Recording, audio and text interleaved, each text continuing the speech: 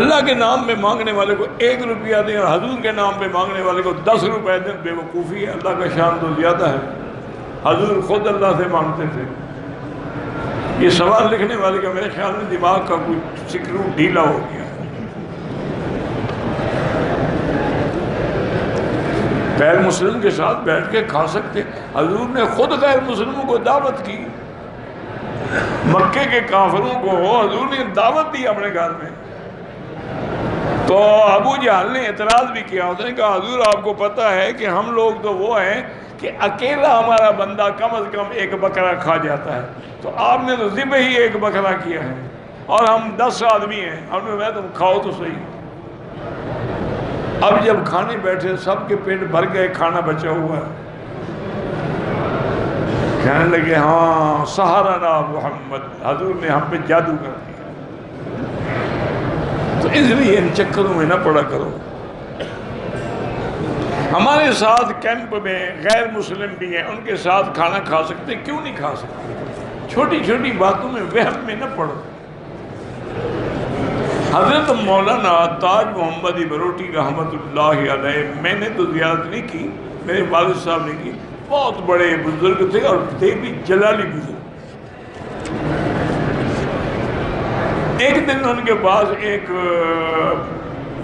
آیا جو پتہ نہیں فقیر بنا ہوا تھا یا واقعی فقیر تھا، حضرت نے خادم کو حکم دیا ابھی لنگر میں جو دال وغیرہ ہے وہ لے آؤ، اور نے کہا حضرت میں روٹی نہیں کھاؤں گا۔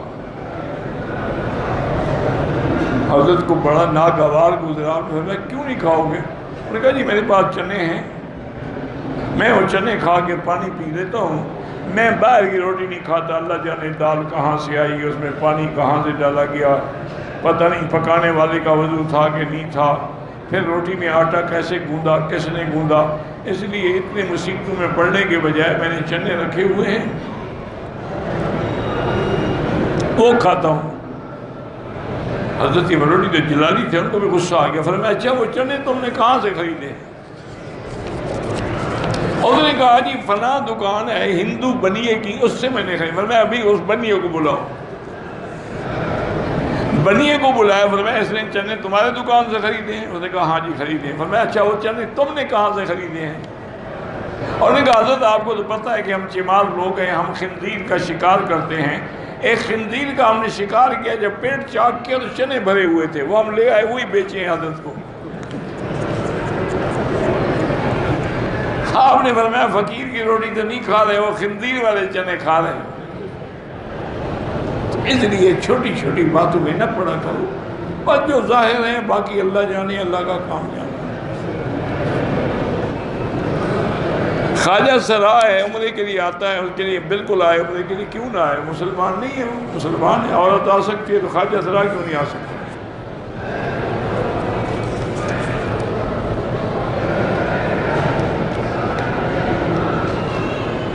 اگر دوسری شادی کے لیے والدین راضی نہ ہوں، نہ کرو، والدین کی رضا مقدم ہے۔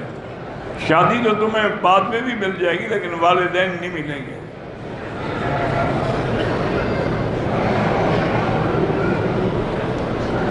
میرے والد صاحب غیر محرم عورتوں کے ساتھ معاملات رکھتے ہیں، میرے باوجود میری ان سے وہ محبت نہیں بن رہی جو والدین کے، آپ والدین کی اطاعت بھی کریں، ان کو سمجھاتے بھی رہیں۔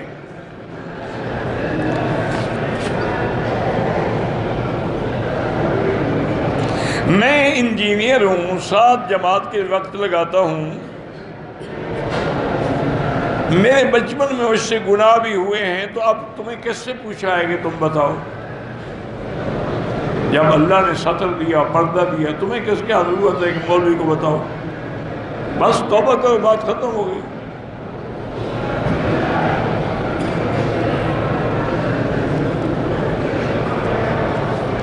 ہاں جہیز تو لعنت ہے، مہر تو لڑکی لے سکتی ہے، لیکن مہر میں بھی یہ حکم نہیں ہے کہ تم 10 لاکھ لکھ کے دے دو، 20 لاکھ لکھ کے دے دو۔ حضور کی بیٹی کا مہر 500 درہم تھا، بس تم بھی اتنا لکھ کے دو، اور تمہاری بیٹی بی بی فاطمہ سے زیادہ عزت والی ہے۔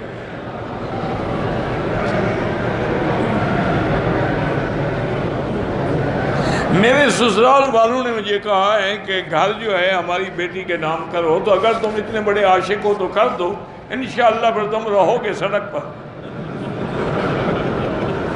گھر تو بیوی کے نام ہوگا نا، وہ جب چاہے گا نکل جاؤ، یہ مجھے کرایہ دو۔ اللہ کے بندے چھوڑو ایسے رشتے جو اتنے لالچی پہلے سے ہیں، وہ بعد میں کیا نہیں کریں گے۔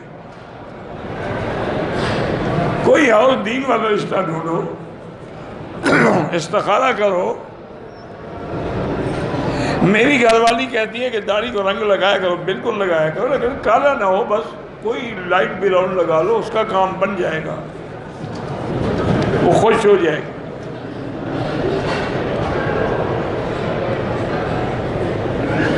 بالکل مشرق کا ذبیحہ حرام ہے۔ ہمارے یہاں ختم اور کل شریف ہوتے ہیں، بالکل نہیں کھانے چاہیے، ناجائز ہے۔ ہم دو بھائی ہیں، دونوں کی بیٹی ہیں، اللہ بیٹے بھی دیں گے، اللہ سے مانگتے رہیں۔ ہم 28 دن گزارنے کے بعد جدہ ایئرپورٹ گئے، ملک کی حالات کی وجہ سے فلائٹ نہیں ملی، واپس مکے آ گئے، 6 دن مکے میں گزارے، کوئی عمرہ ضروری نہیں جدہ سے۔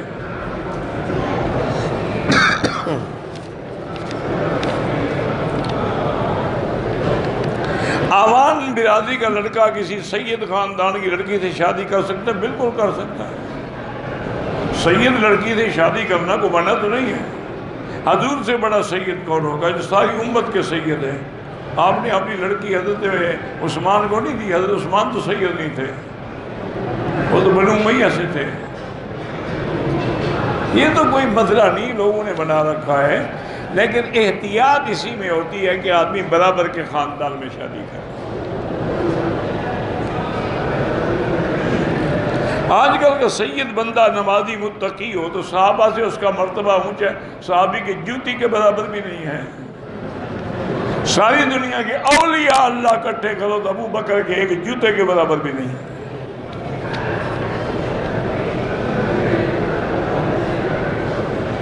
سید لوگ کہتے ہیں کہ ہمارا 1 دن کا بچہ تمہارے 100 سال کے بوڑھے سے افضل ہے، جھوٹ بولتے ہیں۔ 100 سال اس نے نمازیں پڑھی، اس نے ابھی کچھ بھی نہیں پڑھا، کیسے افضل ہو گیا؟